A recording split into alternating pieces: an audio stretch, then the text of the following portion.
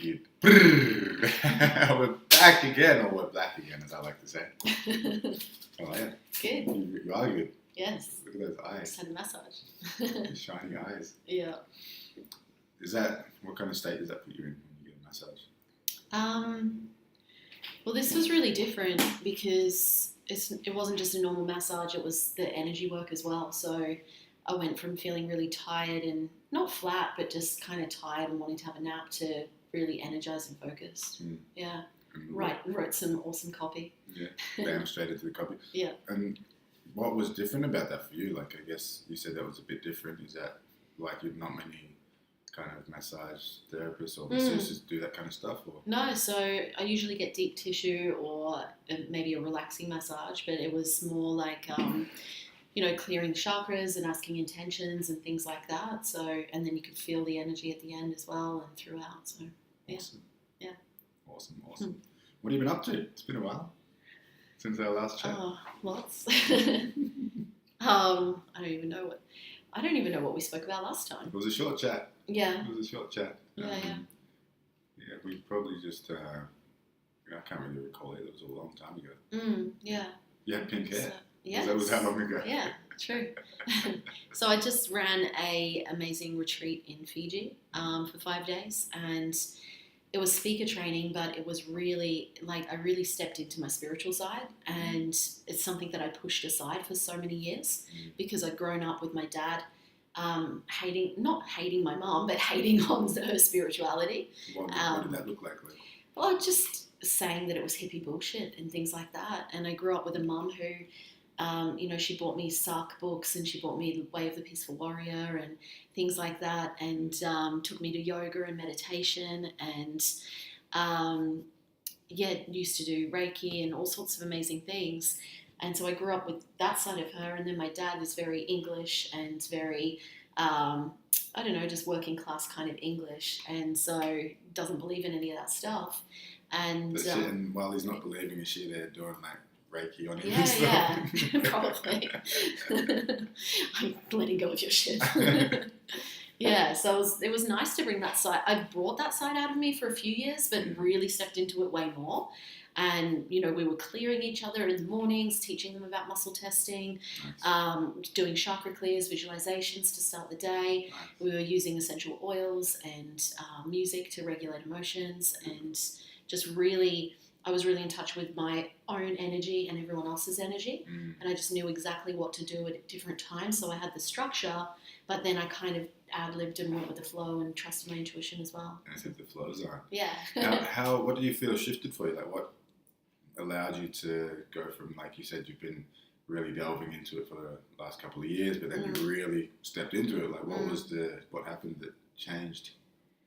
I don't know what it was so much when we first got to Fiji, but... So you didn't even plan on it? It sort of just no, happened. it just kind of happened, yeah. Cool. A little bit of it, but I've been using some of that stuff, but really just stepped into it even more.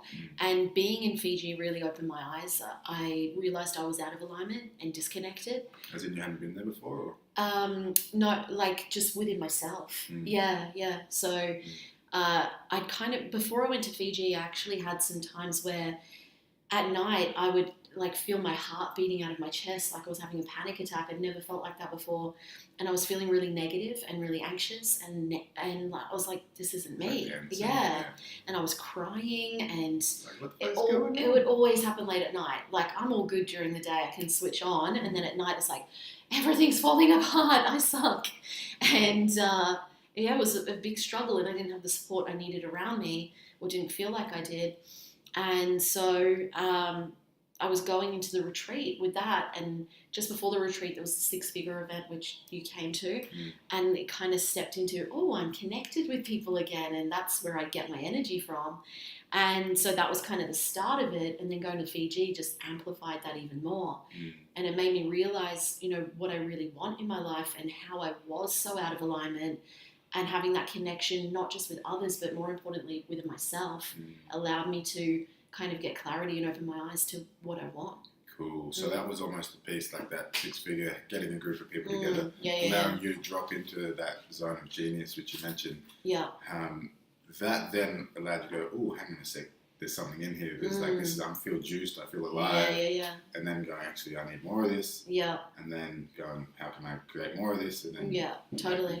You had the perfect opportunity with a bunch of people together who are ready for transformation. I guess is Fiji. I think of so many people that you're stuck behind the laptop all day and you're on your phone all day. And before Fiji, I was any spare second, I couldn't stop and just be. I was playing silly kids games on my phone, and I was just to keep the mind busy. just always switched on. I was scared to stop and actually think. Otherwise, you might have a panic attack or something like this. Well, yeah, I don't know. I was just keeping myself busy all the time. Yeah, because I didn't. Obviously, I knew something was there, but I didn't want to deal with it. Yeah, so. I haven't played those games on my phone since before Fiji now. I've been practicing self-care. I've been doing all the habits I started in Fiji. I've continued afterwards. And when you say self-care, practicing self-care, break that down for us. Yeah, so using essential oils. So there's some kind of external things of essential oils, music. When you say using essential oils, are you putting on the body? I just put some on, actually. So it is actually applying it to the body? Yeah, so this is a roll-on one that I just put on, but I use a diffuser in my house as well, which I also used at the retreat and the event. And what do you find, what happens when you do that? Like, are there some particular scents that so this one's called or? Clary Calm, and it's for particularly for hormonal women. So when you're about to get your period or ovulating and things like that, it can really help to lower that anxiety and stress and pressure, and you just like take a deep breath in and just you feel calm. And then there's other ones for energy and sleep and so many different things. Cool. So you can almost set up your day, set up how you want to feel and how I want my clients to feel in events and things as well. So if you have a day where it's like, all right, we're going in, you wouldn't put the energizing one, you put the calming, the inward one. Yeah. So there's that. Music, I love music. So in the retreat and also since, if I wanted to feel, if I was feeling angry or feeling kind of pumped up, I'd put some metal on. Or if I wanted people to be calm, I'd put some kind of chill music on. So just using different music to alter people's or my own emotional state. Beautiful. So it's like the setting. Like the set is there, it's Fiji, it's beautiful. Yeah. And now it's just setting up the setting, right? Yeah. You can use it for self-belief as well. So give me an example. Like Rudimental, one of their songs is like Free or so like auto-suggestion style. Yeah, so the words in the song or the film clip can be really, really powerful at certain times, like particularly in events and retreats. If you want people to, you're kind of syncing the message in at that time, you're putting a specific video or music on at that time to bring it in. Yeah, it anchors it, but it also hits the message home without you directly saying it. It's like subliminal. Yeah. In a nice way. Yeah, exactly. So you got the oils, you got the music. So that's just ensuring if you wake up, you more like state management. Yeah. And then you have like a playlist or something that.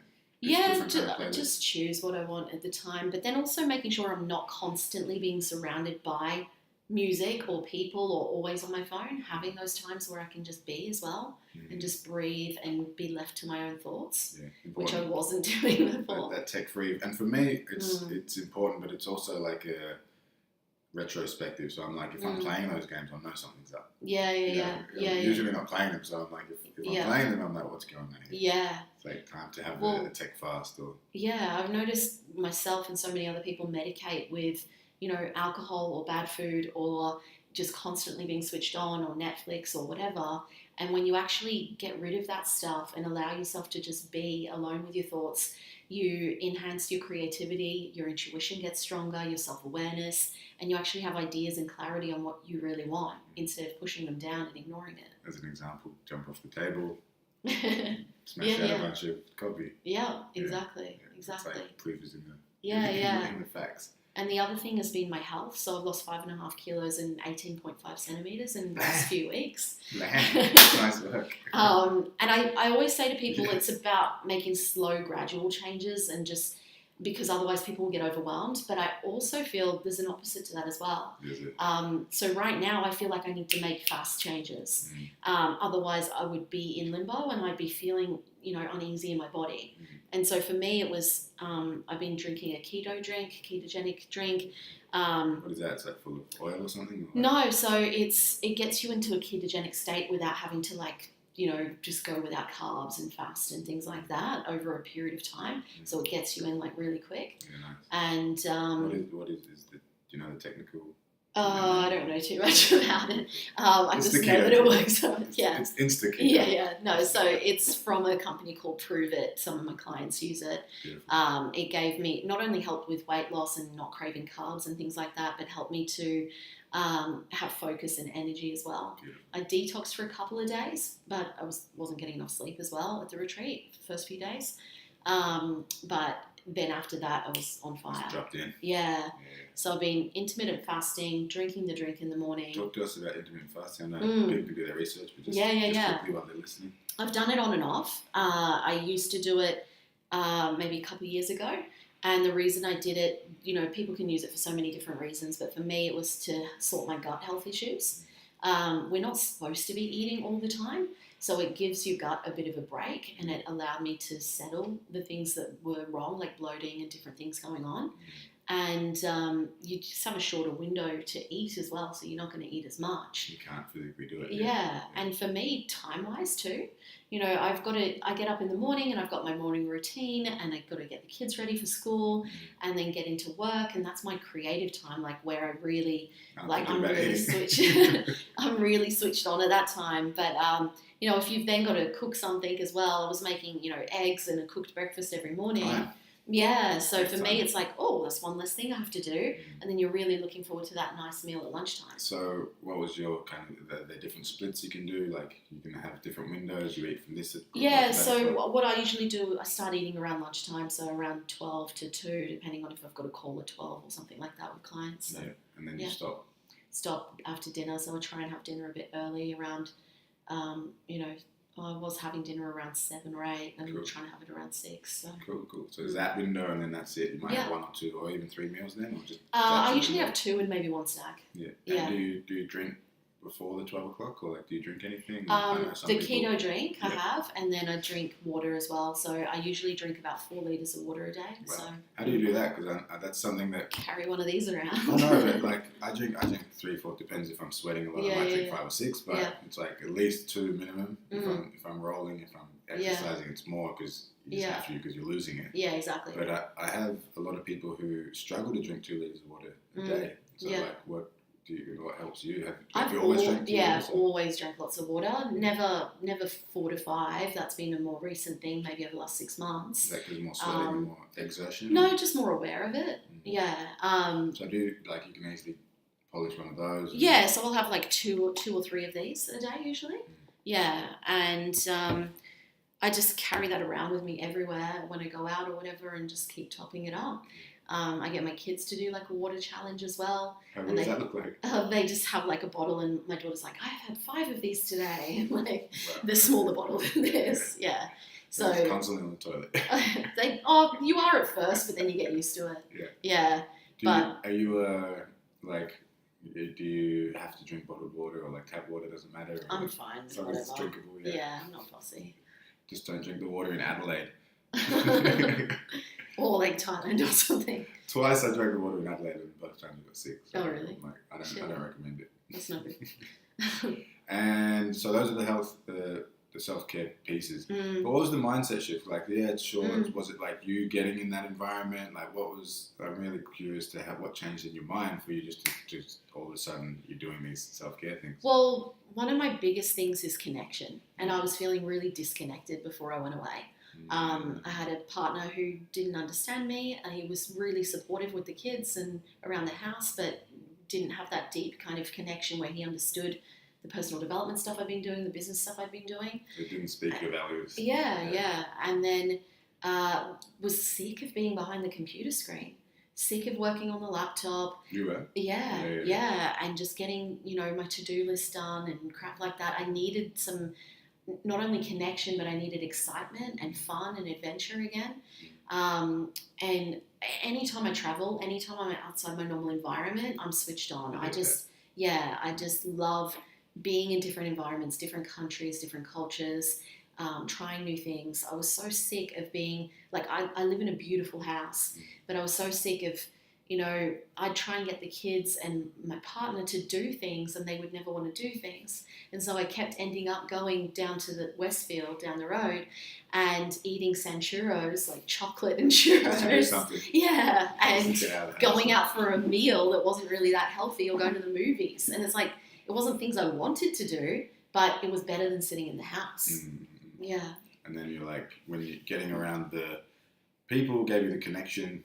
So, because I'm curious as well how we can, because myself even just all of a sudden find ourselves not living our values. We've got these things that are important to us. Yeah. But and finding out what they are, I think, is a massive piece of that. Yeah. And then just reminding ourselves. So it's like sometimes I might find myself just slipping, like I might not do my morning routine first thing in the morning. Yeah. Or I might find myself just, I'm not having cold showers all of a sudden. Or just simple things that I know help me win. Yeah. Like spotting yourself. What do you find helps you, like, really spotting those things and really nipping them in the bud before they become an issue? I think the biggest thing is self-awareness. If you're doing regular meditation and journaling and switching off, you allow yourself to realize those things instead of just go, and then just, not having the awareness on what's going on. That's definitely the biggest one.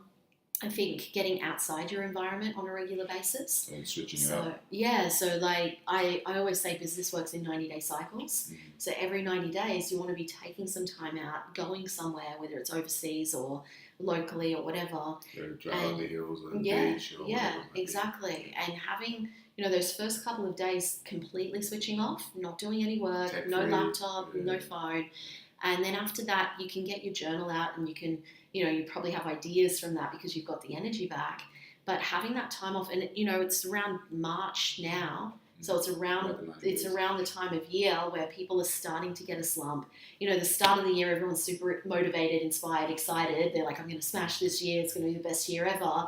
And then March, they're like, well, they say February, most I think above 90% or 95% of New Year's resolutions are thrown in the bin by the 1st of February. Yeah. Totally.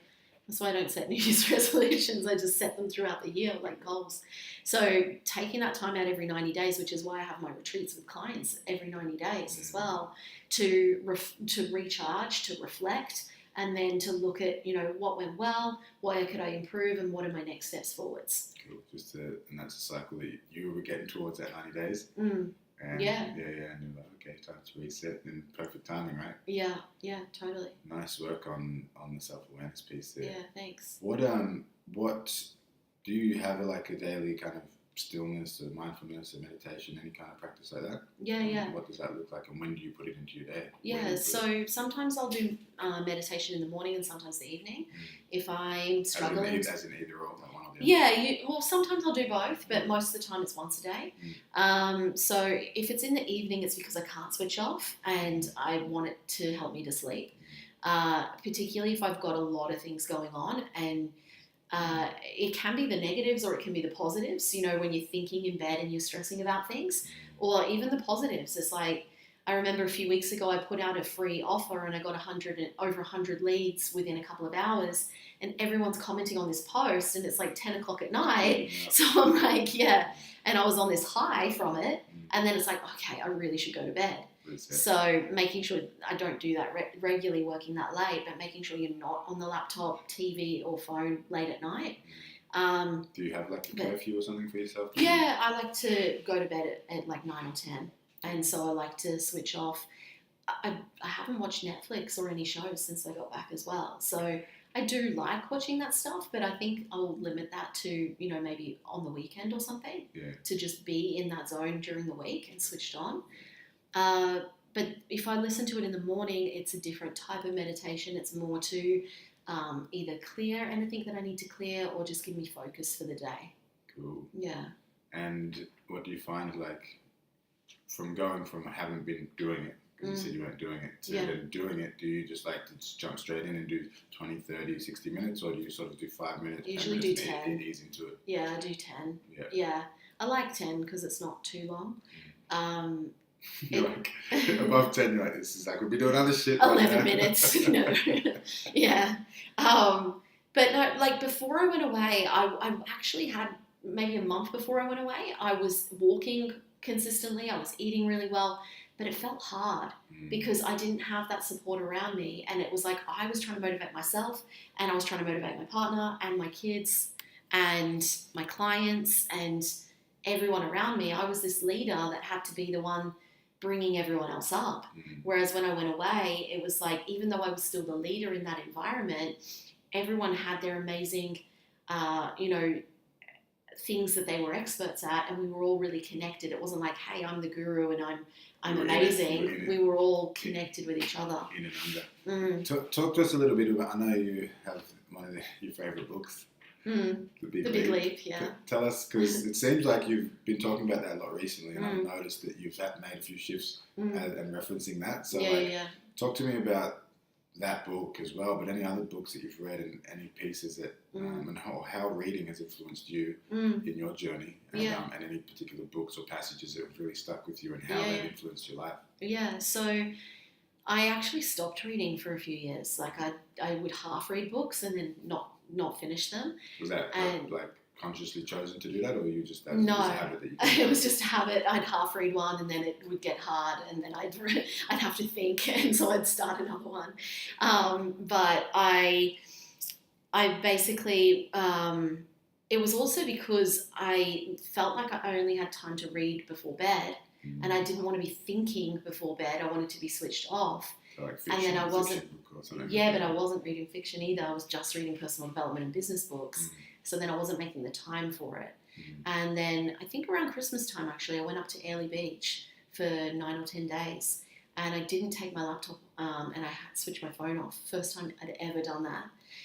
Ever. Since 7 years, 7 years in business. So I read. What got you to that point that you decided to do that? I was sick of being on my laptop, and so I was like, "This is just sitting down. Fuck, I'm a slave to this fucking." Yeah, I was like, "This is a family holiday. I'm not doing any work."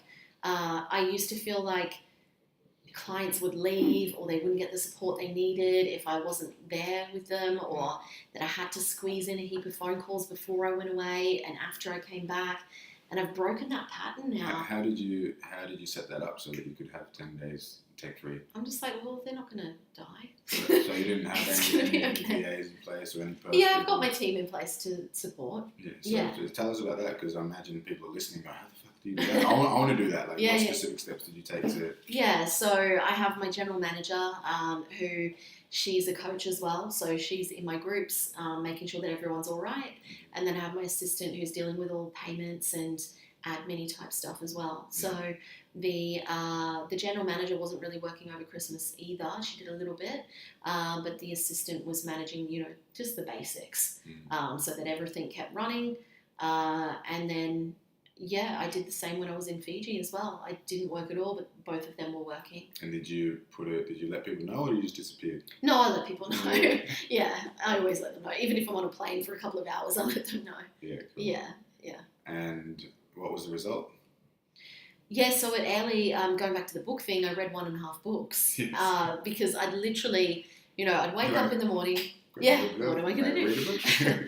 So I'd wake up in the morning and we'd have, buffet breakfast, and we'd swim in the pool and go down to the public pool as well, walk around the shops, just pretty much swim, eat, and read.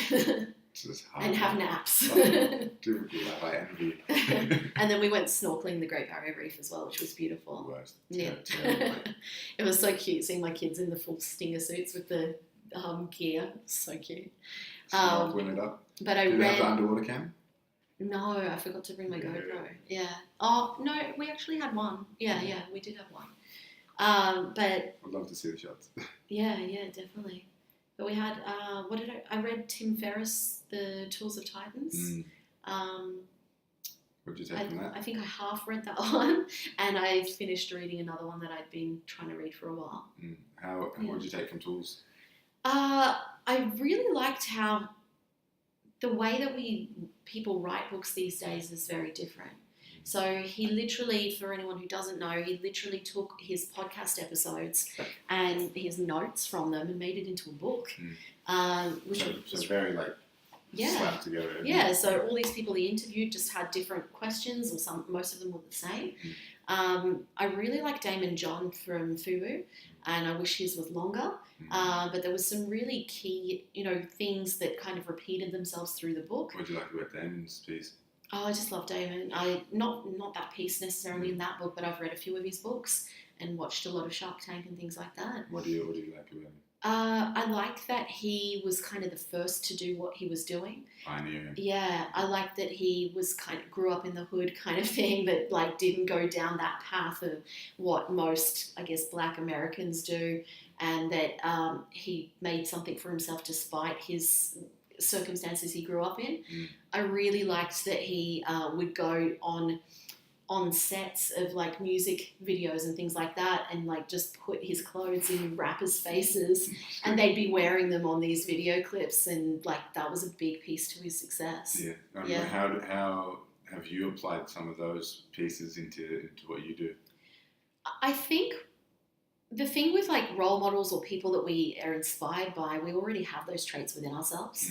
So we like other people because we already have those traits. It's not that we don't have that, they're just further along their journey. It's just like, oh, that reminds me of me, or like I used to be like that, or something like this. And just it reminds you that you do have that the resourcefulness within. So Exactly. and that's sort of what just reminds you, or like gives you a bit of a fire up the ass, or just like a tap on the shoulder. You got this too. Yeah, exactly. And in terms of like books, you said that you read those books. Like, is that something that you're working on? You're writing a book or something at the moment? Or? I'm gonna write a book this year when I go to Europe. I've been looking at like wood cabins in Romania in the middle of the like. What's your plan with that? How are you gonna go about it? With the book? You're gonna wood cabin and get a bunch of wood and. So I'm gonna go to Europe in June, and it's gonna be hot. Yeah, it's gonna be summer. Yeah. So I just thought, I've had so many things that I've been doing. I've been quite busy, not necessarily the last couple of months, but before that I was busy for way too long. And I was telling myself, I need to write a book. And then I was like, well, no, I don't need to do it now. I prioritized based on my key projects I want to complete this year. And then I was like, well, it's going to be perfect to just go for a month to Romania or somewhere and be in this beautiful environment that's perfect for writing. It's just you and... I don't know. I don't know yet. Yeah, probably just me.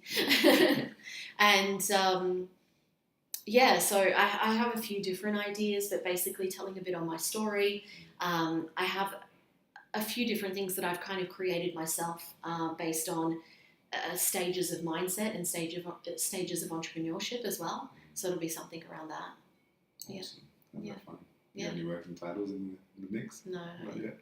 And will you bring like something? Are you just going to keep yourself accountable, or are you going to bring someone to check in how you've done your work today, or like either online or physically? Or I think I'll just do it myself. Just get in there. And set yourself a word limit per day or something. Yeah, I work really well like that. I've written books that have been online before, so on on Amazon and things like that.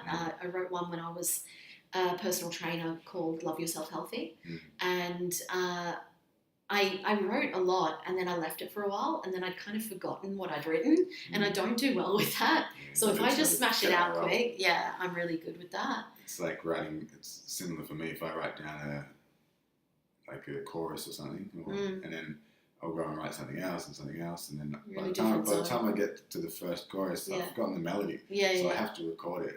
I have to record it, otherwise I don't know how it goes, because your brain's in a different track. Yeah, totally. I've actually been writing a lot of poetry lately as well. Ooh, You have? Yeah. Yeah. I used to write a lot of poetry when I was a teenager in my early 20s. So. I'd love to hear some. Yeah. Got anything you can share? I don't have it with me. No, it's in my notebook at home. Okay. I love putting people on the spot. One of my favourite things. No, it's in one of my other notebooks. You're lucky. Where's that notebook? Yeah, and so that's happening. That's in June. And you're moving as well. What you said, you're moving to Europe. Like that's happening. Yeah. So I've been planning that for about a year.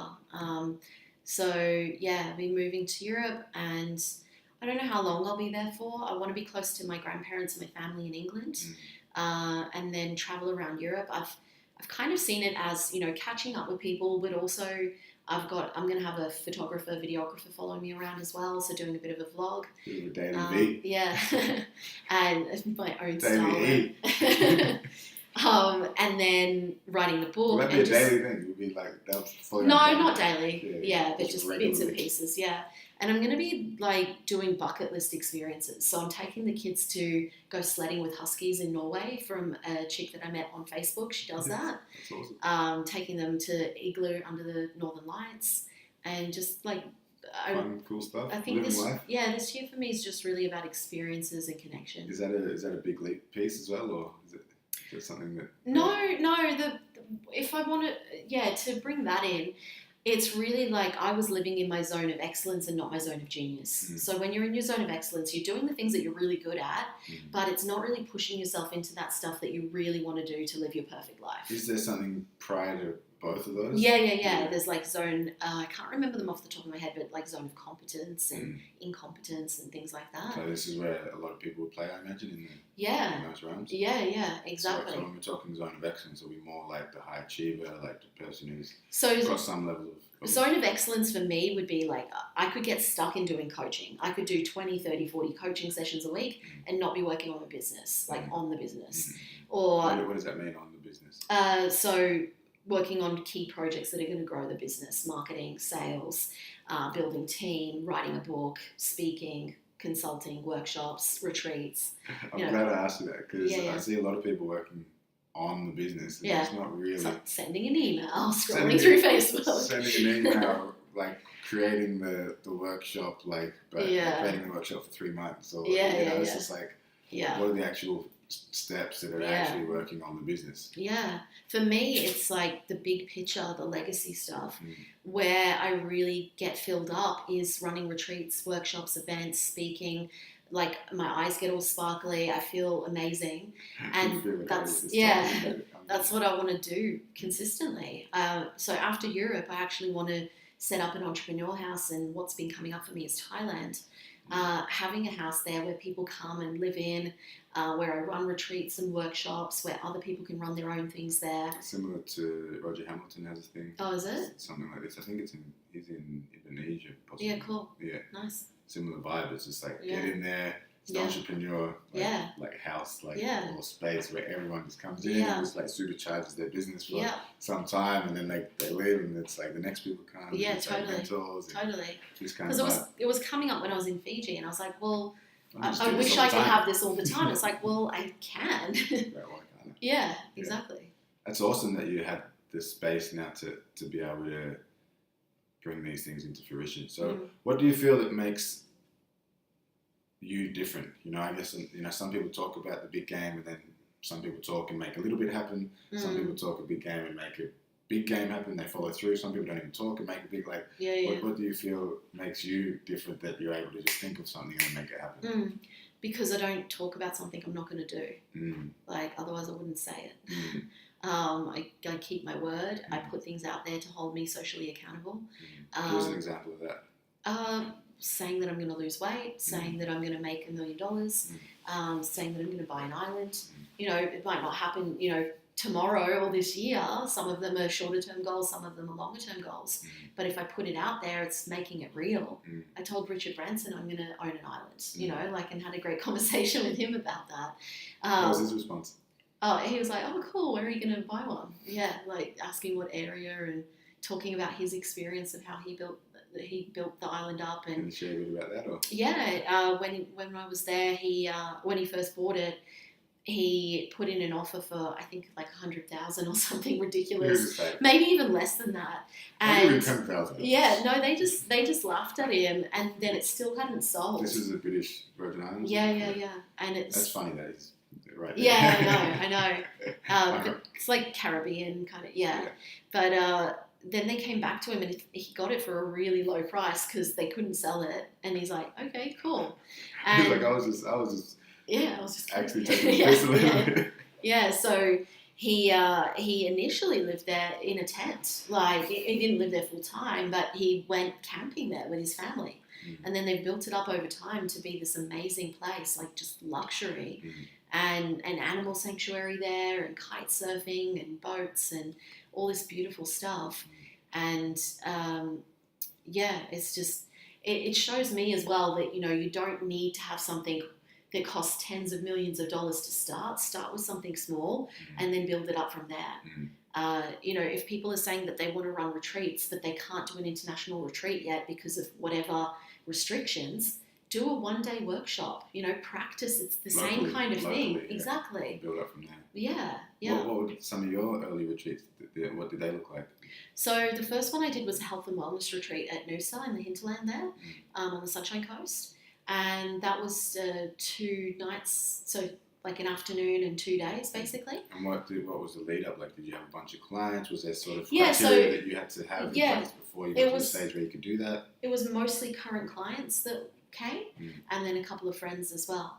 So, I started locally. It was only a 2-hour drive for me, and just with people that I knew, and kind of practice that. And every retreat I've run, each one gets better and better. Just run them, yeah. Yeah, so I've done 4 now. Yeah. And you mentioned something on the weekend as well, which I feel was a good piece, a helpful piece. That it's like, don't look at the retreat as something to make money necessarily.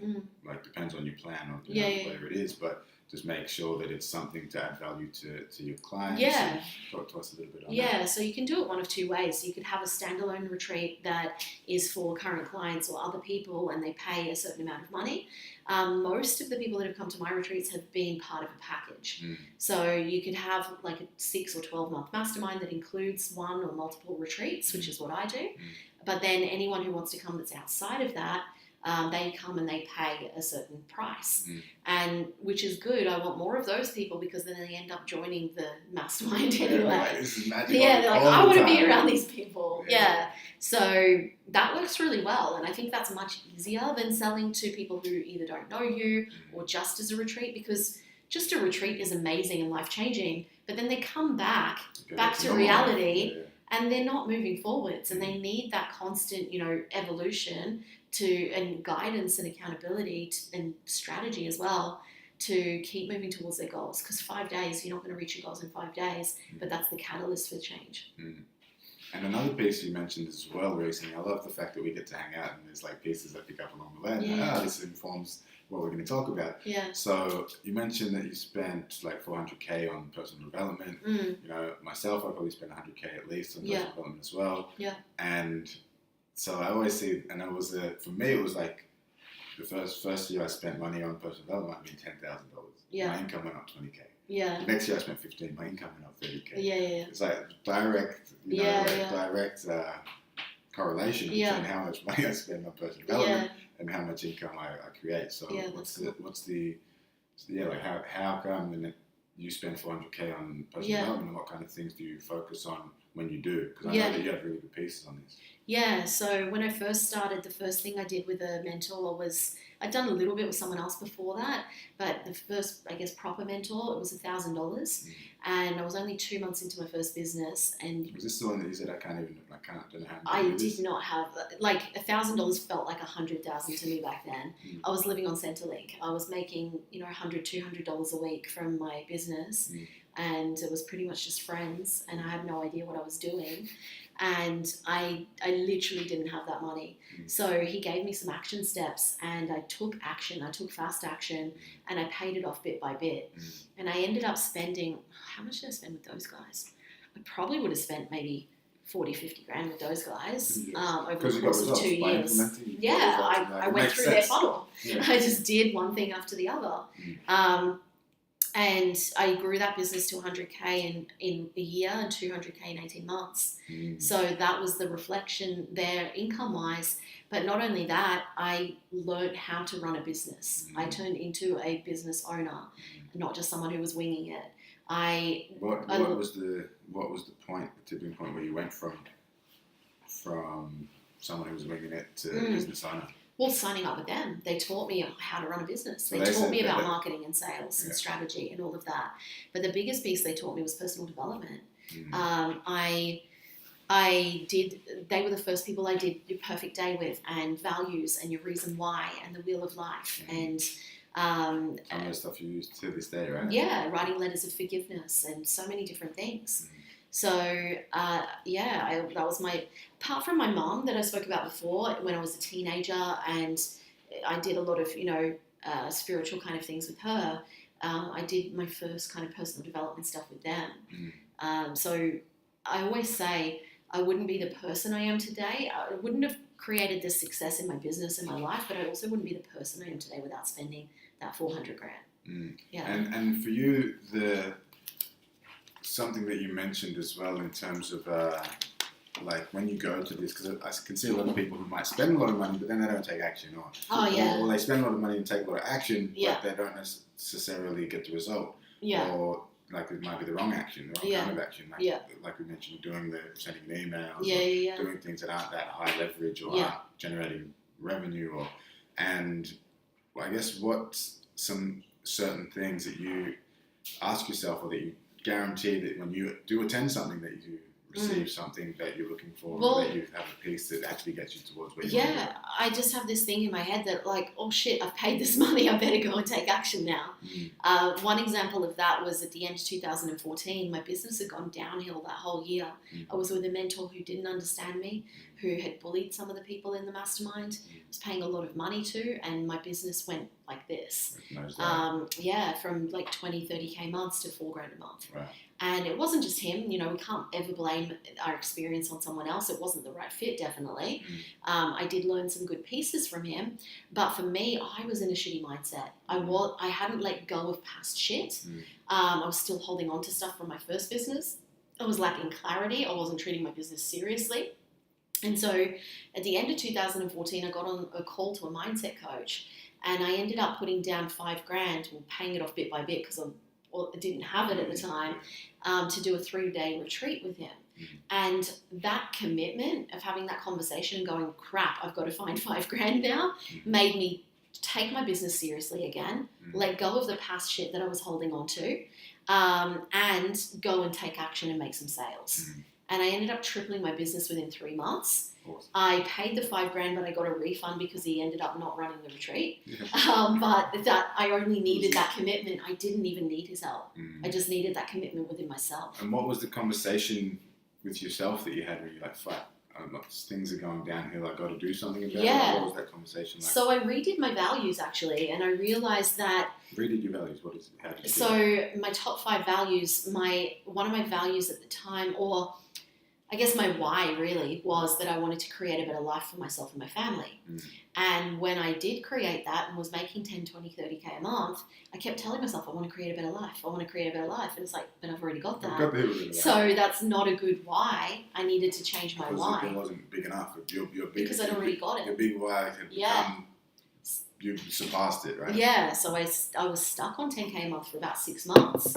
And when I changed that why, then I was able to move forwards. And what was the particular, I guess, flavor, or what were the elements of your why that allowed it to be to then spur you on to the new heights? Yeah, so the why changed from I want to create a better life for my family to I want to feel fulfilled and do things that make me feel fulfilled every day. Well, that's huge there, because like a lot of people feel that they might be like, well, it might be like my kids, but then a lot of people like, my why has to be I need to impact hundreds of thousands of people, or millions of people. And the numbers have never connected to me. Fulfillment is like, a big one for you, very important. So, and I want to be the best version of myself I can be in all areas, and I want to help other people do the same.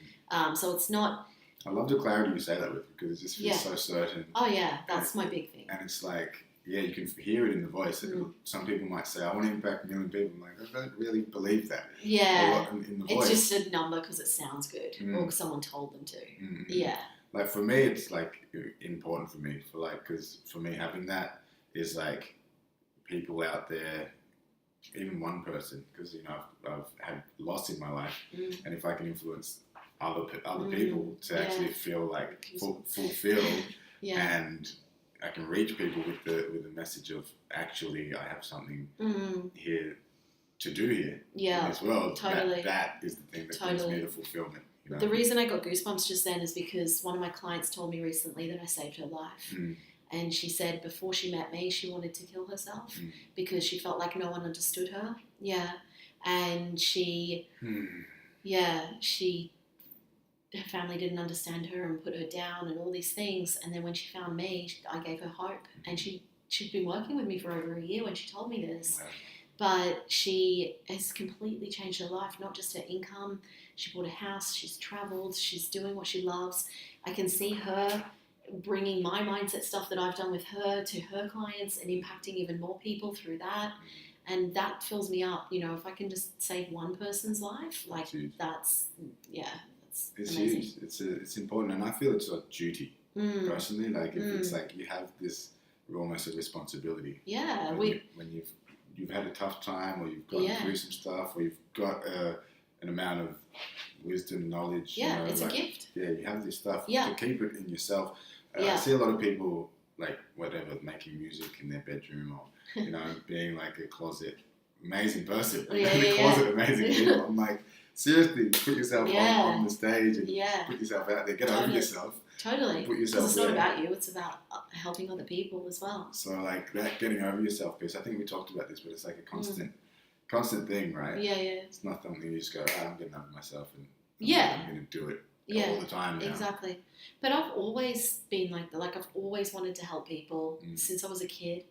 And it's just part of me. And I think, you know, as a leader and with this gift, you do, like you said, have to put it out there and let go of your own crowd, because it's not about you. It's about helping change other people's lives by first changing your own. And, you know, one of my mindset mentors that I've had, he always says, when you heal your wounds, they become your superpowers. And it's like healing that stuff within you so that you can share that amazing gift with the world. And sharing the amazing gifts with us. This is something, because I've run recently a Facebook Live challenge. Sharing your gifts with the world. Are there any pieces that you can share with people that would help them to, like, specifically how they can share? Like, kind of like the pieces. I know you have some cool stuff on this. Yeah, so it's like clearing your own crap first, letting go of the things from the past. And letting go of the future so that you can be present. So the past, like in NLP terms, we have anger, sadness, hurt, fear, and guilt, the past negative emotions, and we also have past limiting beliefs as well. And so most of these come from when you're 0 to 7 years old, the imprinting phase, from, you know, something you're told as a child, and then one imprints on top of the other, and you're holding these things at an unconscious level that you sometimes don't even realize you're holding on to. And so it's clearing this stuff from childhood, so that you're not holding on to this thing of, it's like, oh, I'm not making sales calls because I don't know what to say. It's not about that. You're not making sales calls because you feel rejected because your dad left when you were 10, you know? And so if you don't have that story around that from when you were 10, you're able to show up on that sales call because you know it's not about you. So it's clearing that stuff first, and then clearing the future, which is overwhelm, anxiety, and fear. And, you know, when we're thinking about the future and thinking about those three emotions, you're thinking about the worst case possible scenario, all the what ifs, because it hasn't even happened yet. And you could be attaching things from the past to the future, definitely. But if you let go of the past, you're not. You're thinking, well, what if I do become successful? What then? What if I do have it all? Do I deserve it all? Or like, you know, what if people judge me or criticize me? So it's letting go of that stuff as well. Is it letting go of, or is it accepting of that, like, you know, it's like... Bit of both. Yeah. It's also, so it's clearing it, it's letting go, but it's changing the perception. It's changing the perspective. Changing the story. Changing the story, exactly. So it's like, yeah, people are going to judge me, or yeah, I'm going to have responsibility, or yeah, what if I'm successful? And it's like, what if? It's like, it's a tone. It's like, oh shit, what if? That's a scared, or yeah, what if? And you know, like right now we're just kind of saying it and like, oh yeah, people might go, oh, that's easy to just say that, but you've actually got to clear it from that root level, that root cause of when it first came up. Otherwise you're just kind of logicking yourself out of it. You're telling yourself, oh, but I am good enough, even though you don't actually believe it. And so it's changing that story of when you were bullied in school and told you weren't good enough and told you were ugly or told whatever for so many years, changing the perception of that, the perspective, the story, to go, well, actually, when those people were bullying me, that tells more about them than it does about me, because a happy person doesn't pick on others, you know, and doing that work to really clear that. And what's the kind of litmus test, or like, how do you know that it's actually clear? Well, I do that through NLP. Usually I use spiral and clearing work as well. But in NLP, we use timeline therapy. So you go back and you're looking down on the event, finding the positive lessons and learnings to release the emotion, release that belief. And you know it's worked when we actually come back to now, and then we go back to the past and test it and find if that old emotion's still there or that old belief's still there. And I get people to feel it in their body at the start. And if they're like, oh, I can't feel that in my chest anymore, it's like, it's gone. We then go out to the future, to an unspecified time that would be most appropriate and where this could show up again. And I say, okay, what emotion's there and what decision do you make? And they're like, oh, I feel happy and I just don't give a fuck, you know? And it's like, okay, it's worked. Yeah, awesome. So, and then people will notice as well, as you've seen with clearing work as well, we're pushing this stuff down for so many years and we're holding it not just mentally, but physically, emotionally, energetically, all of that. And so what can happen when we do this clearing work, you can get wiped out and you can bring it to the surface and they can actually be feeling, oh, I'm feeling a lack of self-worth. Why am I feeling this? But it's not actually true. It's just bringing it to the surface to be able to fully release it. And so again, it's the reveal piece, isn't it? Yeah. And it's going back to that self-awareness of going, okay, this is coming up. It's coming up because I just worked on this. I'm going to journal on that, or I'm just going to, doesn't matter, let it go. Let it go, breathe it through. Yeah. Look at it, acknowledge Yeah, it. exactly. So then they'll notice those times, the positive side as well, when you've cleared something, then they'll notice, oh, hey, I could have had an argument with this person, but I actually didn't care. There was no confrontation there. So actually immersing in. Yeah. Integrating. Yeah, exactly. And I always say as well, confidence builds with action. So it's the clearing work, it's the mindset work, it's the continual personal development. You know, we're never just, oh, I'm fixed. I'm done. Now. Exactly. But that coupled with the strategy and the action is what creates results. Yeah, cool. And this piece on, I think reframing stuff is really helpful. Like, you know, we go from responsibility. We've had a tough time. We've got some skills. We've got some experiences. And then feeling like a duty, like I have this, so I feel like I need to be able to give this gift to other people. But then people might have that and be like, I know I got gifts, I know I have, but I'm still too shy, or you know, like especially the sales piece, like sales, marketing, things you mentioned earlier, which are like a no-brainer for you if you want to build a business. To actually then to step over that line, to go actually to make it a habit, or to, you know, to go from I haven't made sales calls ever. Or I don't know anything about marketing, to go, actually, I love marketing. It's amazing to actually go, actually, I can't make enough sales calls a day. Like, where's the bridge from there to there? It's just daily action. I have the benefit of working in call centers for 5 years before I started my first business. And I still found it hard because it's like your baby when you start.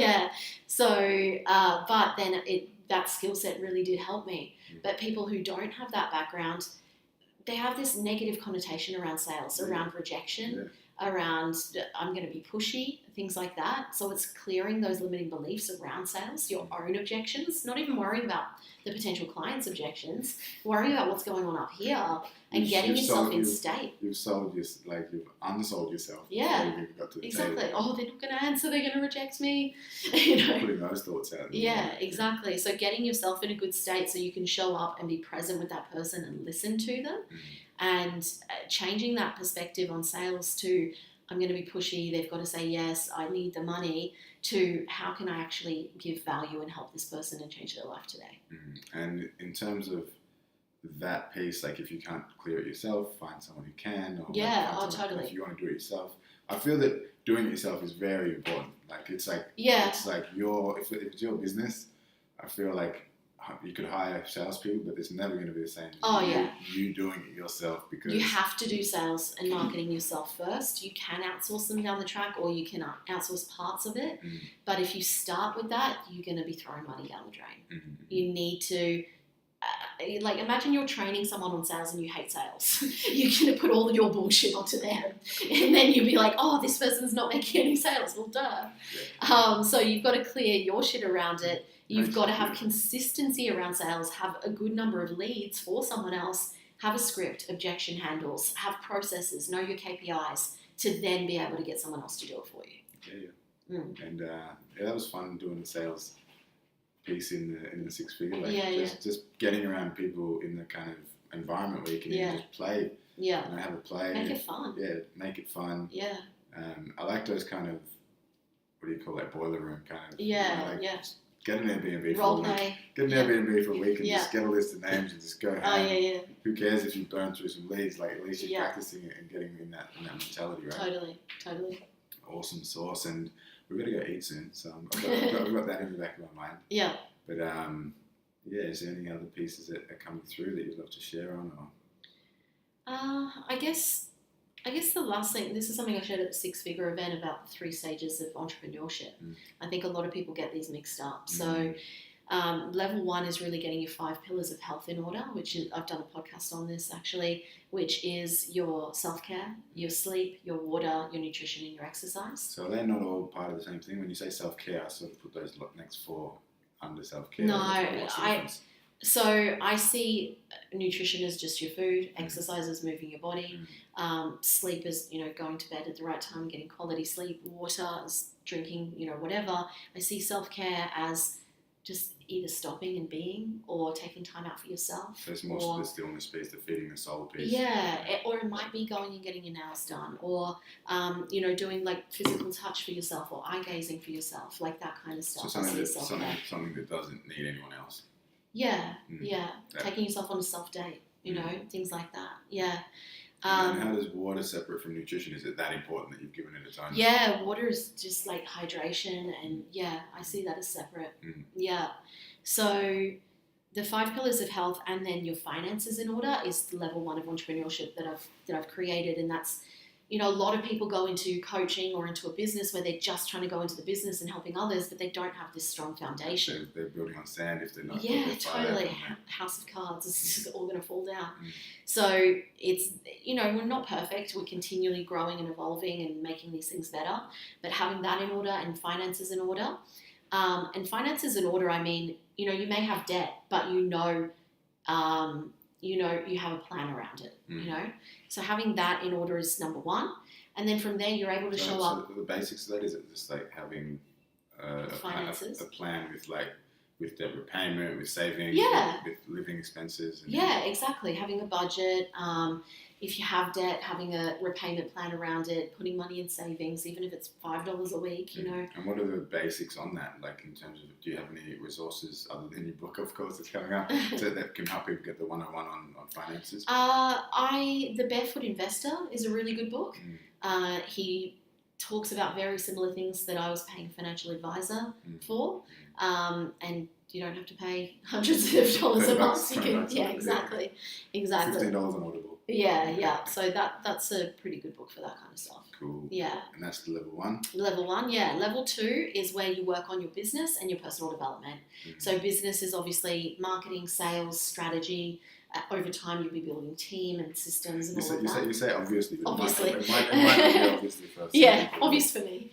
Yeah. All of that stuff. And then you're also continuing to work on your personal development. And if you've got that level 1 sorted and you're continually working on that, you're able to show up as an inspirational leader and really motivate and have the energy to be able to help others.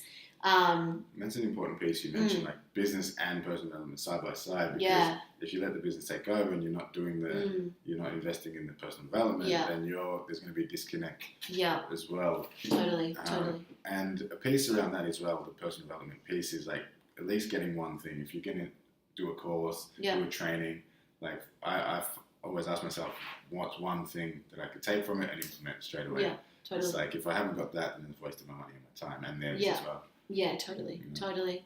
And then level 3 is legacy. So it's looking at what's my big vision, what's my purpose, what's the difference I want to make in the world. Charity things can come into that.